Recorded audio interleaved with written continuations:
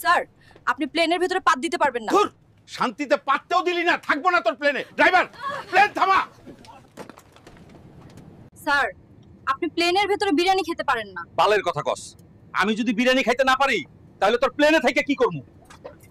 Plane বালের প্লেনেই থাকবো না। প্লেনের মধ্যে ওই মাইয়াটা বিরিয়ানি খাইতে দেয়নি, তাই লাভ দিছি। বিরিয়ানি আমি খাবোই, দেখি কে আটকায়।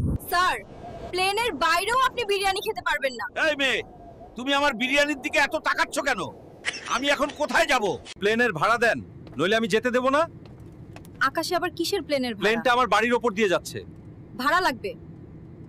চাচা, প্লেনে গরু নিয়ে উঠা যাবে না, গরু হেগে দিবে। আমরা হবিগঞ্জের মানুষ, আমাদের গরু শিক্ষিত।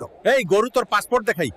স্যার, স্যার প্লেনে মুরগি আনা নিষেধ। আমি মুরগির টিকিট কেটেছি। কম কথা বলুন। প্লেন নোয়াখালীর ওপর দিয়ে গেলে পাথর মেরে ফেলে দেবো।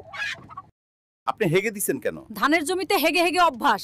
এই টয়লেট তো ঘুপছি, ঢুকতেই পারি না, তাই ভাবলাম এইখানেই মাইরা দিই। সরি। এই পাইলট, তুমি আমার বাড়ির ওপর দিয়ে প্লেন চালিয়েছো, ভাড়া দাও, না হলে প্লেনটা দড়ি দিয়ে বেঁধে রাখবো। এই বুড়া, এটা তোমার বাড়ি না যে এমন করে পাতবে। শালির মেয়ে কি বলে? আমি সুগন্ধ ছড়াই। পাইলট, এই পাইলট, তুমি আমার বাড়ির উপর দিয়ে প্লেন ওড়াও, ট্যাক্স দাও আমায়। প্লেনের আওয়াজে আমার হাঁস মুরগি হার্ট অ্যাটাক করছে।